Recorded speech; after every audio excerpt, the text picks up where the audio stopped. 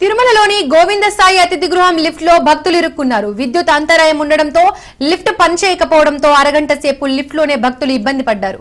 ఎట్టకేలకు వారు లిఫ్ట్ లోంచి బయటకు వచ్చారు. గోవింద సాయి అతిథి గృహం దాతల నిర్వహణలో ఉంది.